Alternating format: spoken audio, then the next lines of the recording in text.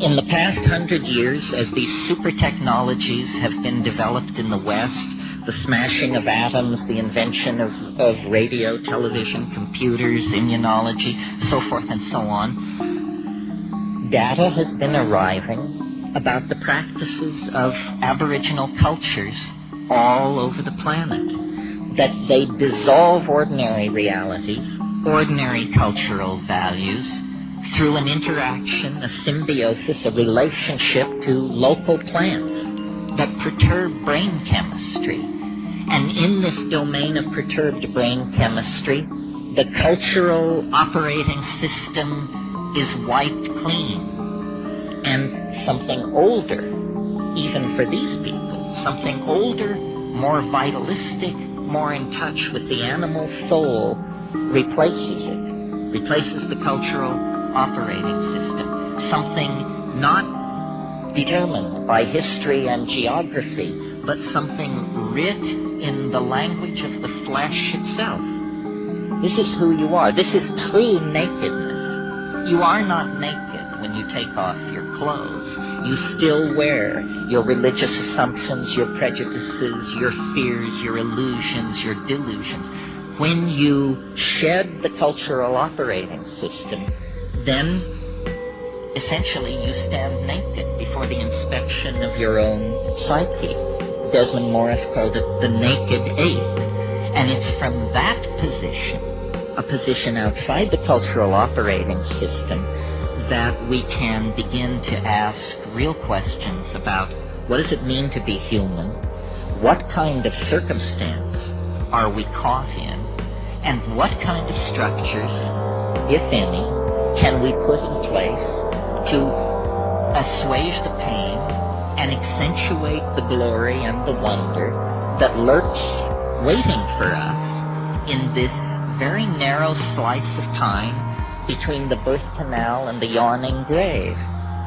In other words, we have to return to first premises.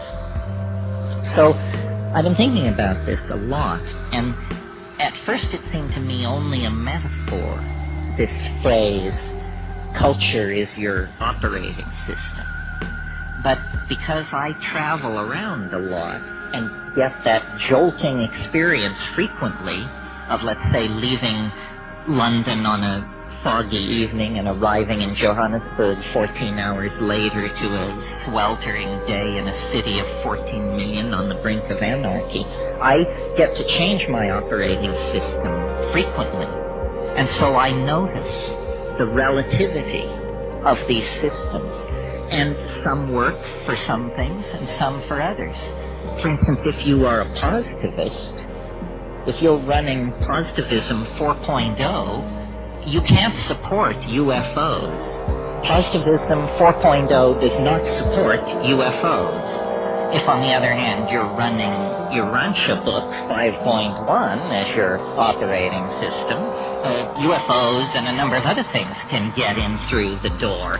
That is what we would technically say is a more tolerant operating system, or its plug-in support special effects denied the positivist.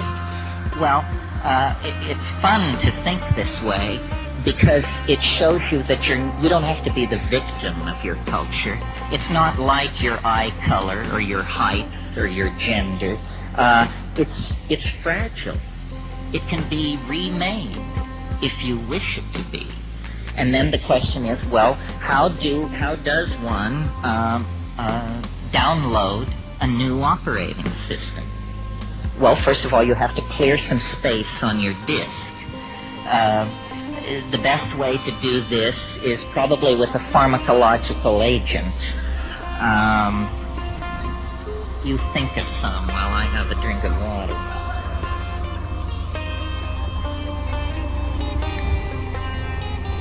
Psilocybin is an excellent disk cleaner.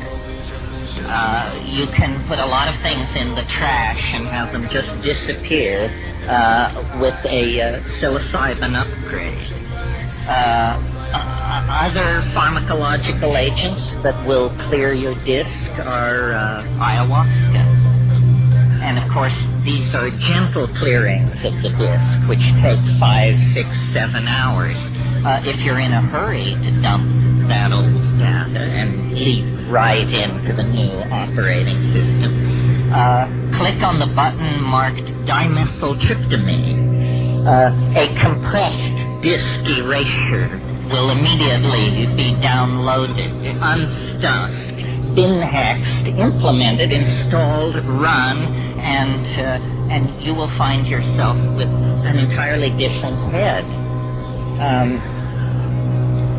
Now, shamans have always known, though they may not have used the kind of language I'm using here, shamans have always known this trick. What trick? It has two facets.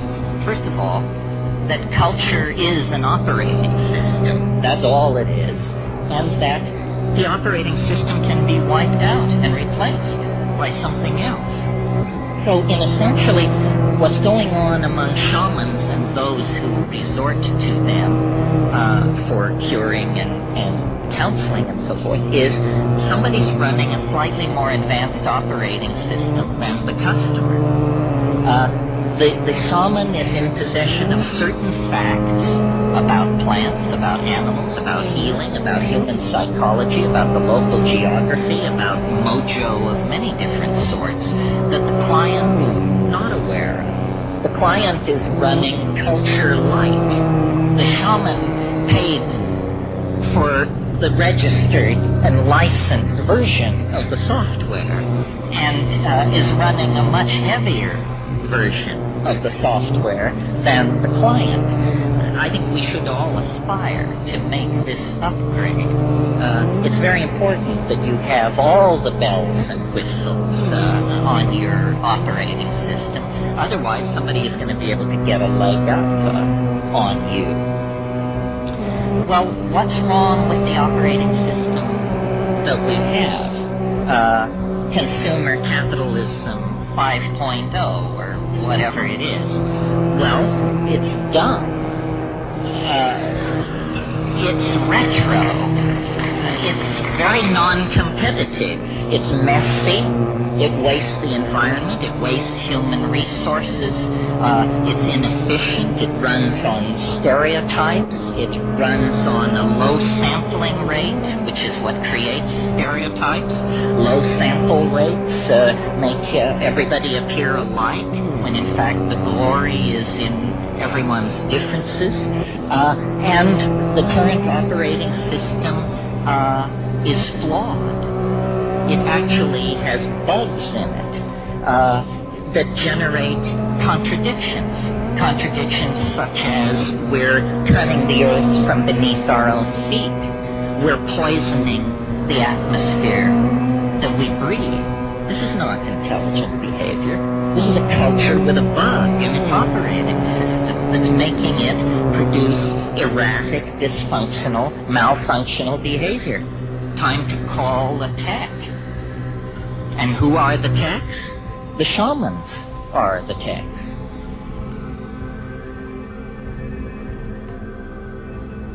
What civilization is 6 billion people trying to make themselves happy by standing on each other's shoulders and kicking each other's teeth in.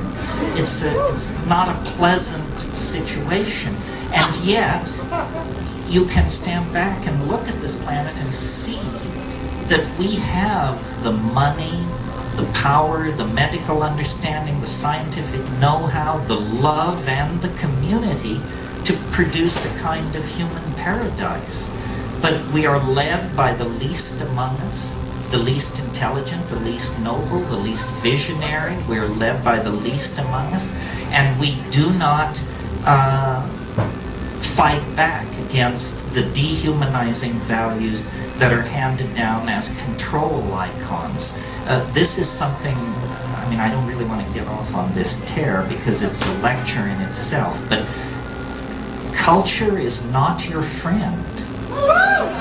Culture is for other people's convenience and the convenience of various institutions, churches, companies, tax collection schemes, what have you. It is not your friend. It it insults you.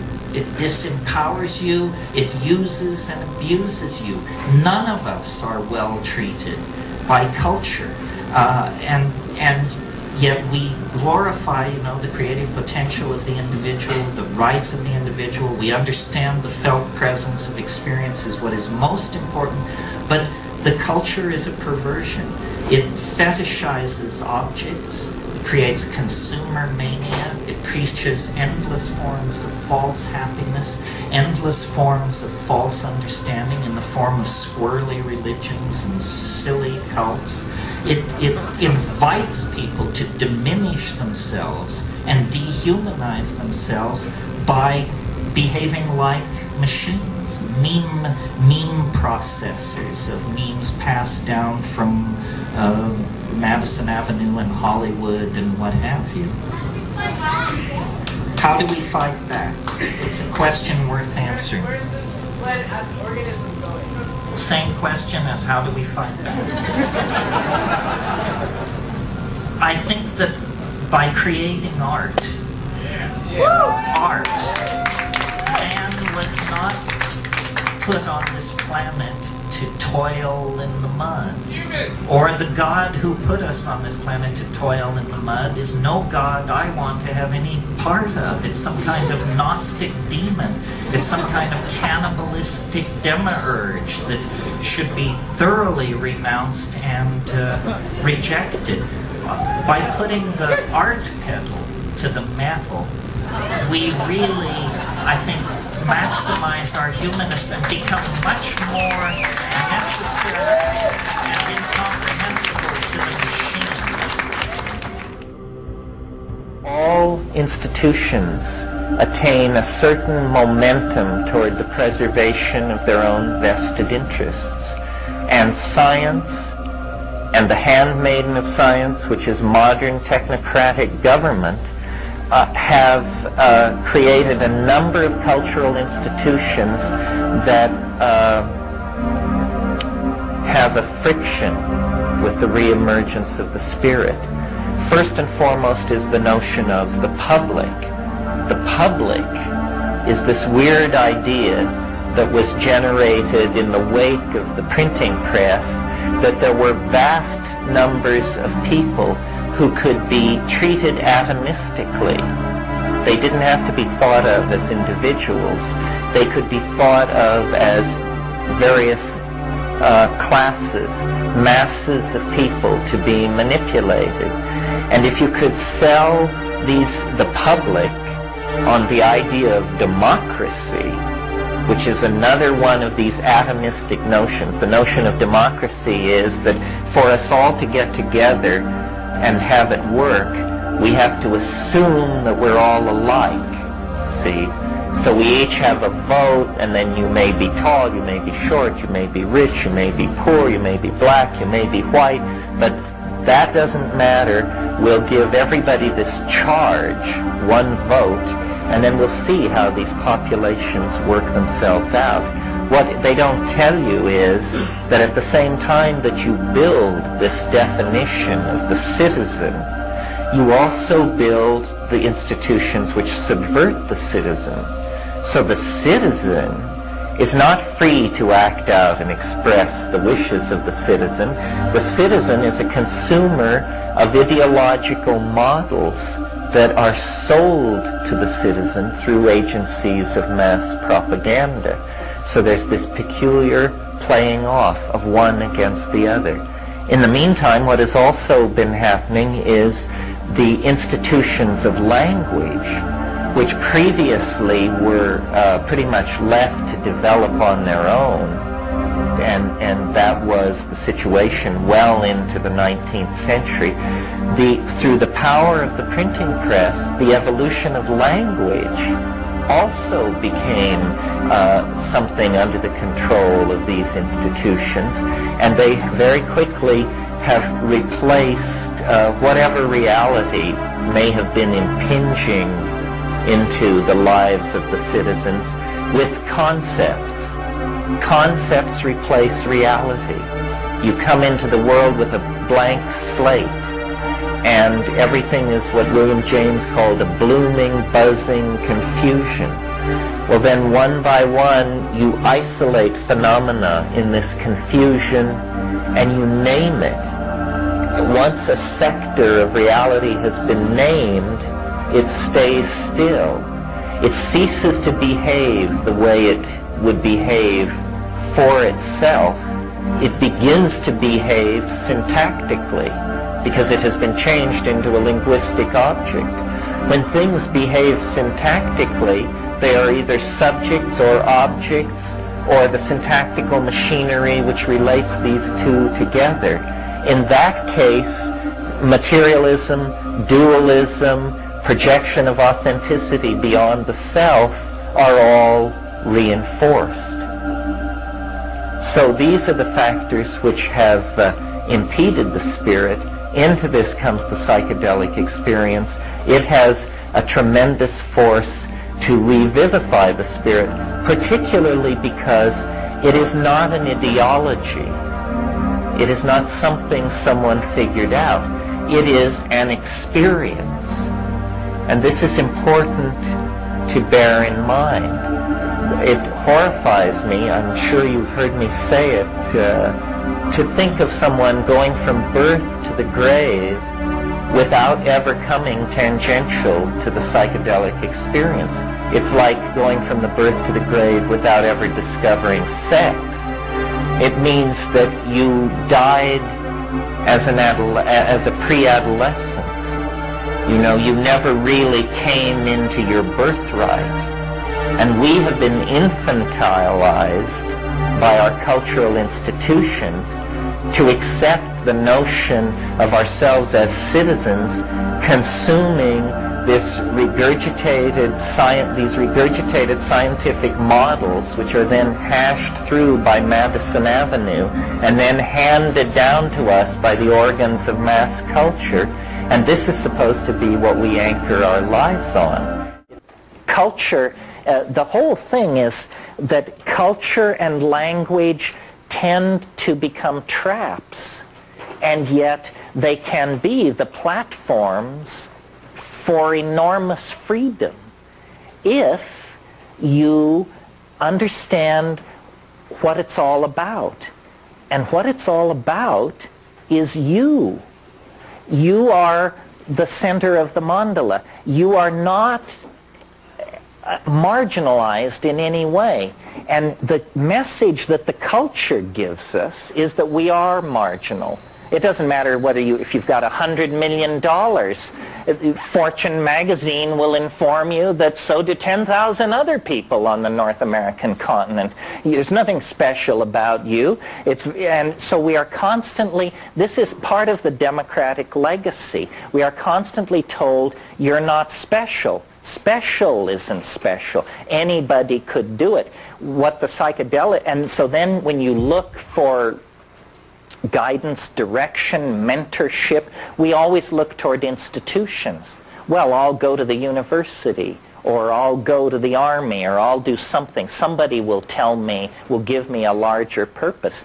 But it's really yourself that is the final arbiter. And if you keep yourself as the final arbiter, you will be less susceptible to infection by cultural illusion.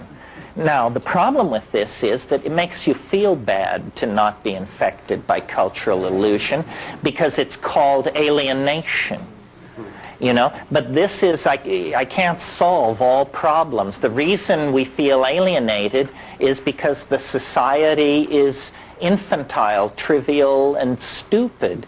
So the cost of sanity in this society is a certain level of alienation. I grapple with this because I'm a parent. And I think anybody who has children, you come to this realization, you know, what'll it be? Alienated, cynical intellectual, or slack-jawed, half-wit consumer of the horseshit being handed down from on high? There is not much choice in there. you see, and we all want our children to be well-adjusted. It's unfortunately there's nothing to be well-adjusted to, so that's a real problem. It's almost like we've been inoculated here for this culture. Catalysts to say what has never been said, to see what has never been seen, to draw, paint, sing, sculpt, dance, and act what has never before been done, to push the envelope of creativity and language. And what's really important is, I call it the felt presence of direct experience, which is a fancy term which just simply means we have to stop consuming our culture. We have to create culture. Don't watch TV. Don't read magazines. Don't even listen to NPR. Create your own road show. The nexus of space and time where you are now is the most immediate sector of your universe. And if you're worrying about Michael Jackson or Bill Clinton or somebody else, then you are disempowered. You're giving it all away to icons which are maintained by an electronic medium, so that you want to dress like X or have lips like Y or something. This is shit-brained, this kind of thinking. That is all cultural diversion, and what is real is you and your friends and your associations, your highs, your orgasms, your hopes, your plans, your fears. And we're told, no, we're unimportant, we're peripheral, get a degree, get a job, get a this, get a that, and then you're a player. You don't even want to play in that game. You want to reclaim your mind and get it out of the hands of the cultural engineers who want to turn you into a half-baked moron consuming all of this trash that's being manufactured out of the bones of a dying world. Where is that at? Yeah, over here.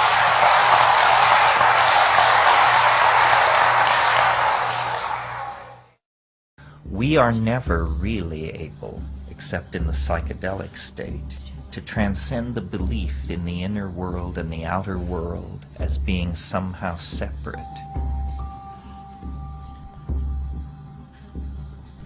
Within the context of the alchemical vocabulary, the psychedelic experience as brought to us through plants, long in the possession of Aboriginal people, appears to be the identical phenomenon.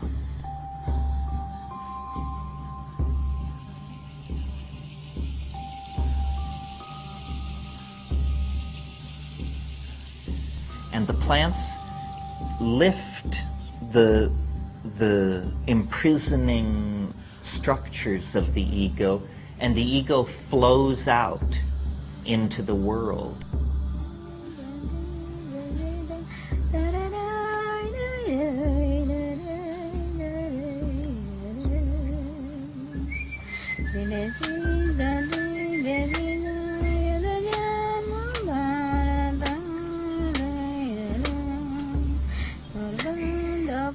Shamanism is essentially a living tradition of alchemy that is not seeking the stone, but has found the stone.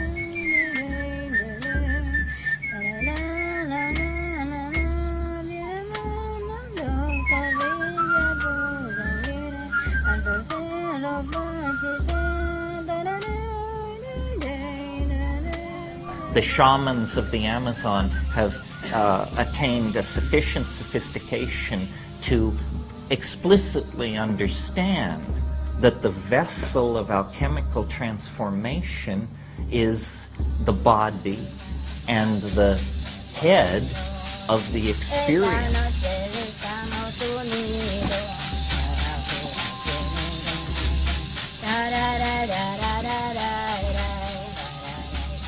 This is the alchemical vessel.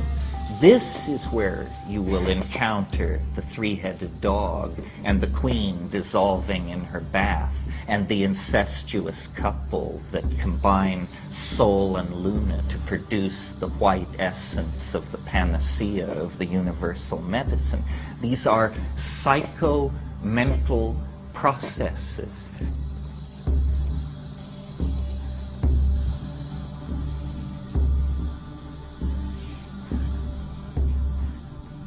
Nature is a great distillery of complexity, alchemical gold, novelty, connection.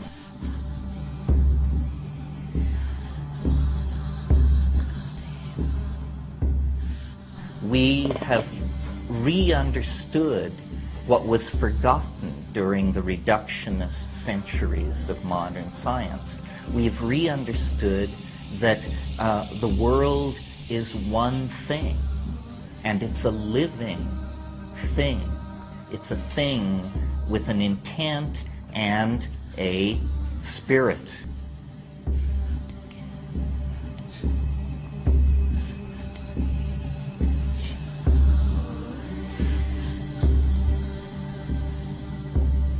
And rational analysis tells us that matter is simply atoms flinging themselves through space, obedient to certain mathematical laws that are invariant. And all the creativity, all the sense of connectedness that we experience as living beings, as members of a society, as human beings in contemplation of nature, all of that was denied.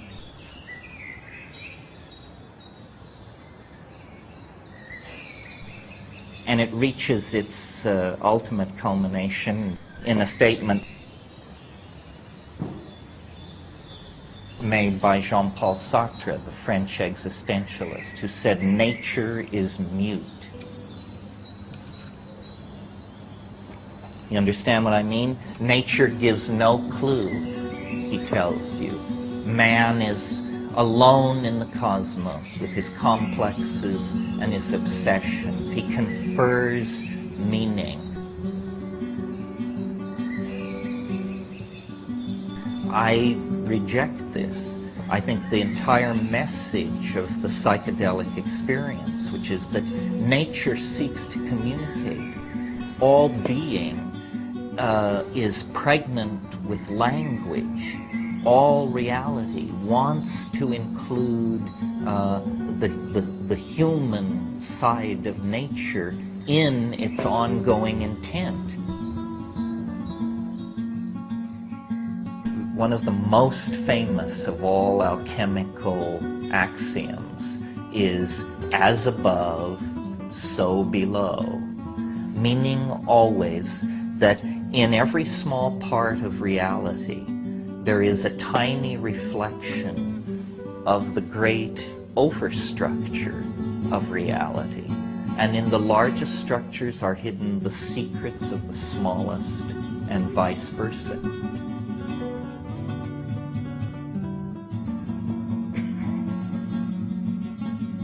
We have unconsciously imbibed the ontology of science, where we have mind firmly separated out from the world. But in an earlier age, mind and matter were seen to be alloyed together throughout nature.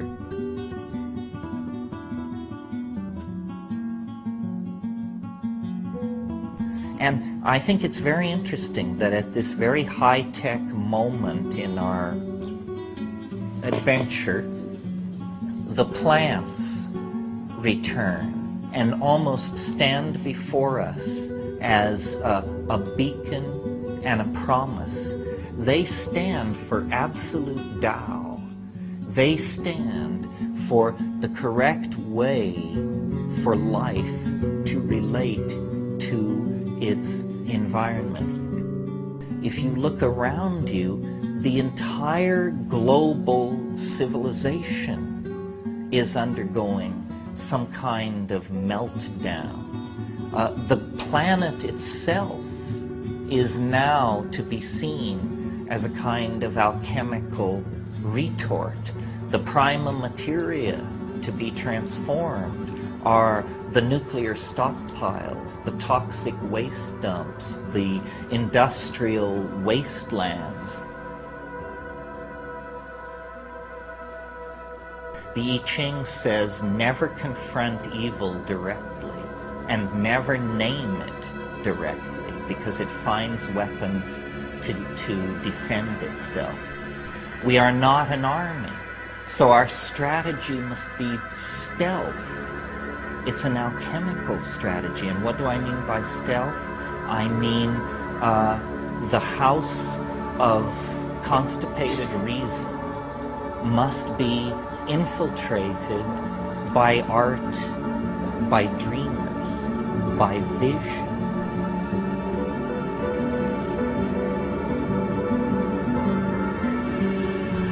Find the others. Find the others, and then you will know what to do.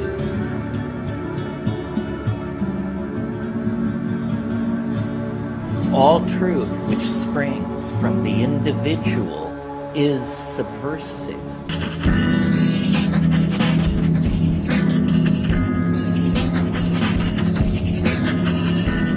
Find the others, and then, using this technology, which was designed to keep track of us, to pick our pockets, and to sell us junk we don't want, use this technology to produce art.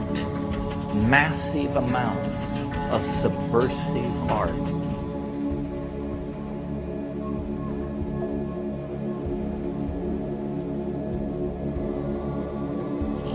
This question, is there cause for optimism? The answer is it depends on where you placed your bets. If you placed your bets on male-dominated institutions based on consumer fetishism, propaganda, classism, and materialism, then God help you, you should call your broker.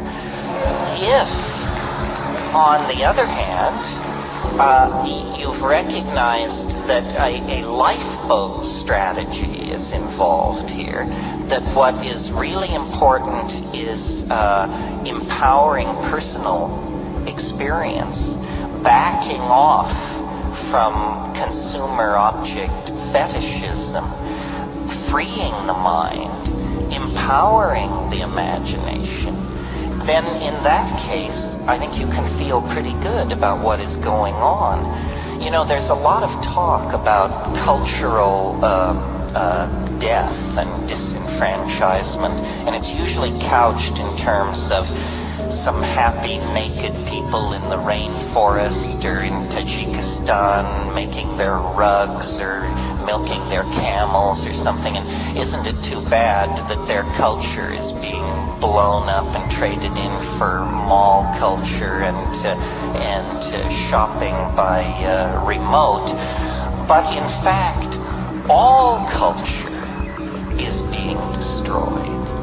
All culture is being sold down the river by the sorts of people who want to turn the entire planet into an international airport arrival concourse. And that's not the victory of somebody's culture over somebody else's culture. Nobody ever had a culture like that. That's just the victory of schlockmeisterism and crapola over good taste and good sense.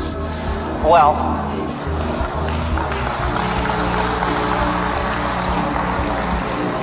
if I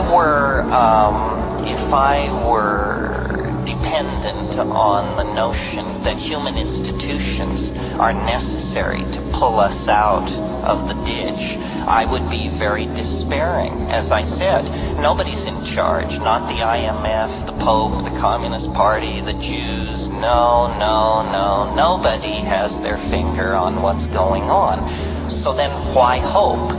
Isn't it just a runaway train out of control? I don't think so. I think the out-of-controlness is the most hopeful thing about it. After all, whose control is it out of? you and I never controlled it in the first place. Why are we anxious about the fact that it's out of control? I think if it's out of control, then our side is winning.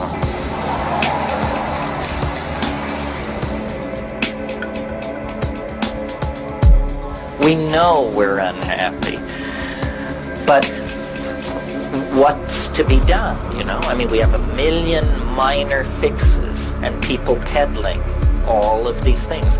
But somehow salvation itself becomes an impediment to salvation. I mean, once you see 500 forms of salvation being sold at prices you can't afford, the very notion of salvation becomes obscene.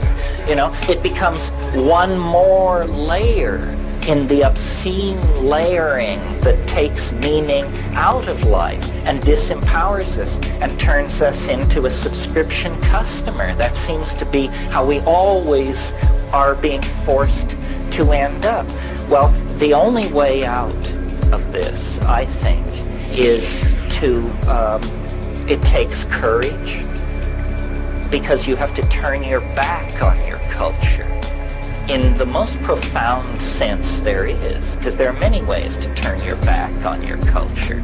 I mean, if everyone's wearing gray, you can wear green. That's one way to turn your back on a culture. But another way is to break its laws. Now that's a little more serious and, you know, brings in big philosophical issues. But in fact, the culture is an enormous arrow pointing, go this way. And you know what lies that way?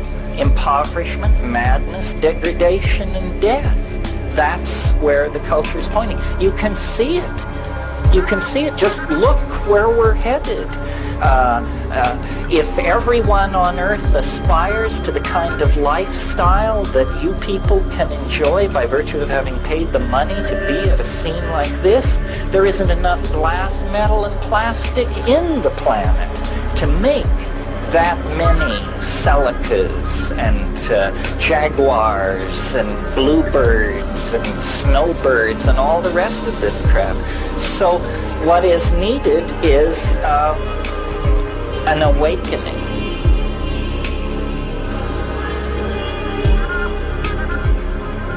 What is really interesting about the psychedelic experience is it shows you a mental universe that you not only never suspected existed, but that you could not have suspected existed.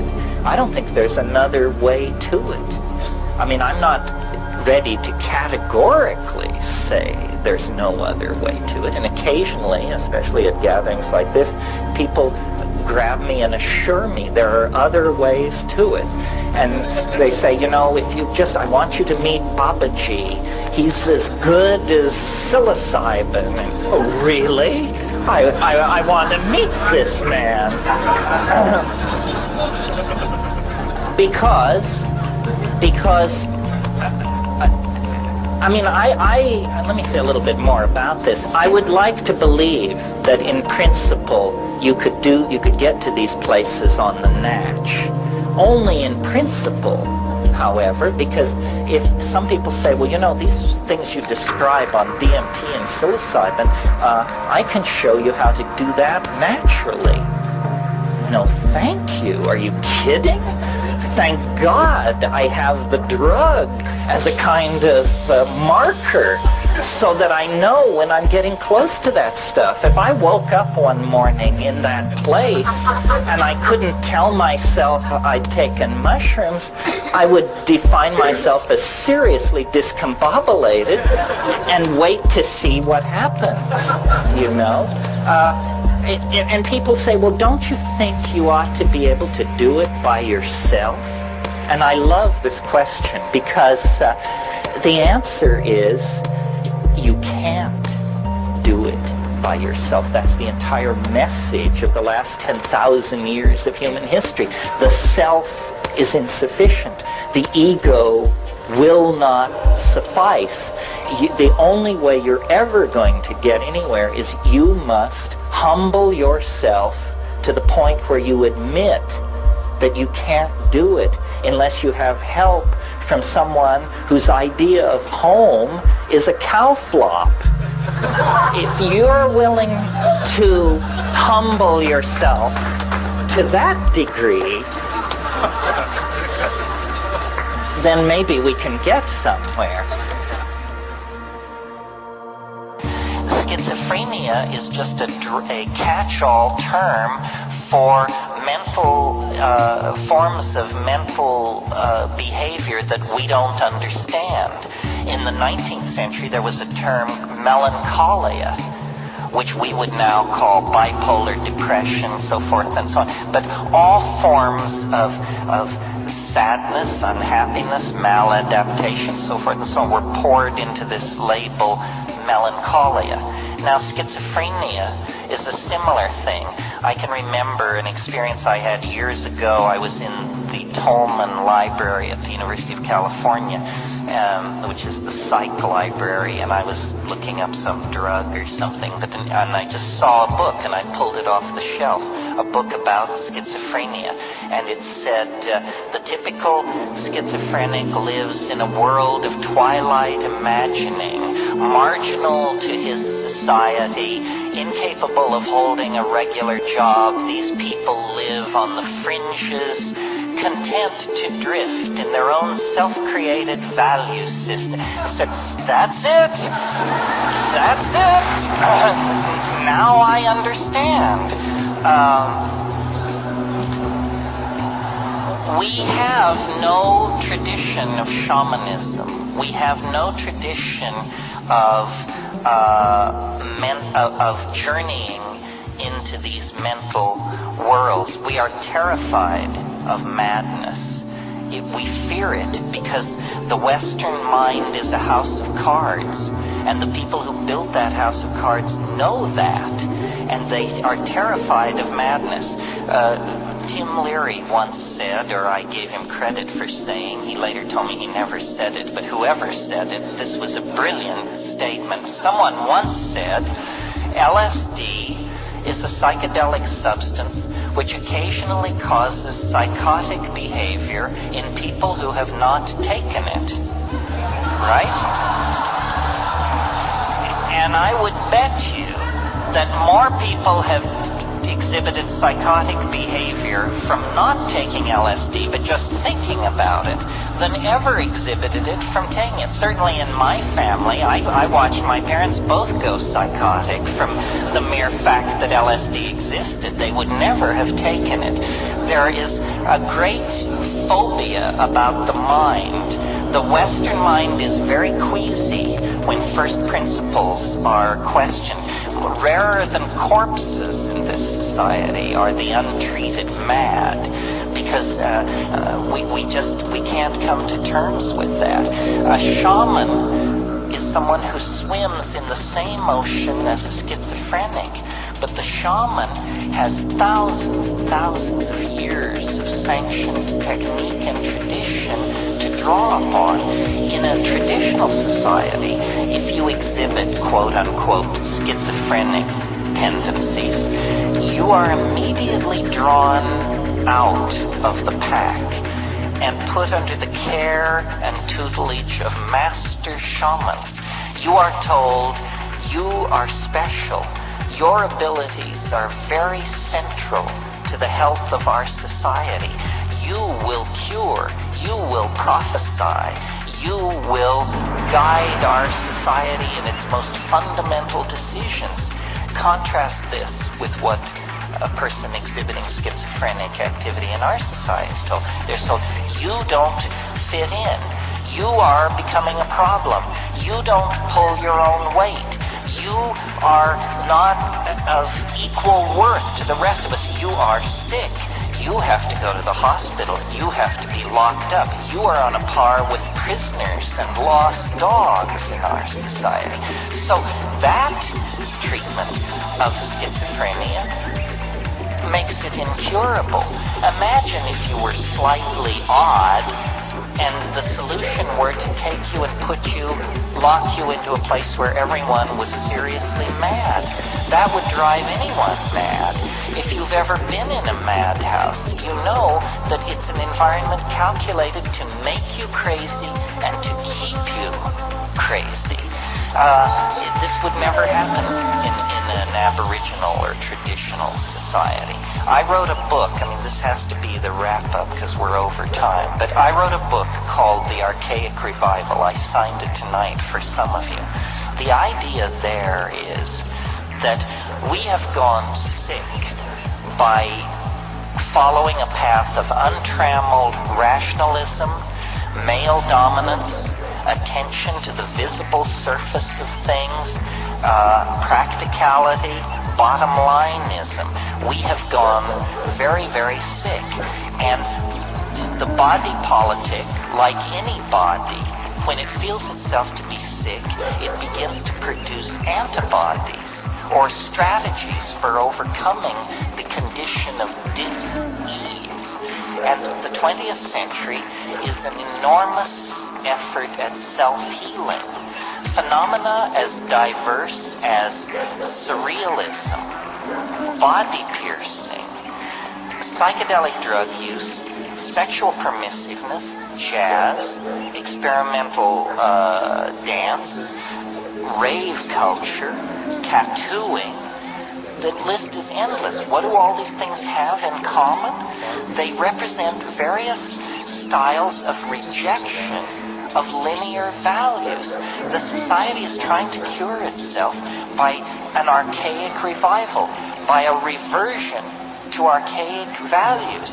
So when I see people manifesting sexual ambiguity, or scarifying themselves, or showing a lot of flesh, or dancing to syncopated music, or getting loaded, or violating ordinary canons of sexual behavior, I applaud all of this because it's an impulse to return to what is felt by the body, what is authentic, what is archaic. And when you tease apart these archaic impulses, at the very center of all these impulses is the desire to return to a world of magical empowerment of feeling. And at the center of that impulse is the shaman, stoned, intoxicated on plants, speaking with the spirit helpers, dancing in the moonlight, and vivifying and invoking a world of conscious living mystery. That's what the world is. The world is not an unsolved problem for scientists or sociologists. The world is a living mystery. Our birth, our death, our being in the moment, these are mysteries. They are doorways opening on to unimaginable vistas of self-exploration, empowerment, and hope for the human enterprise. And our culture has killed that, taken it away from us, made us consumers of shoddy products and shoddier ideals. We have to get away from that, and the way to get away from it is by a return to the authentic experience of the body, and that means sexually empowering ourselves, and it means getting loaded, exploring the mind as a tool for personal and social transformation. The hour is late. The clock is ticking.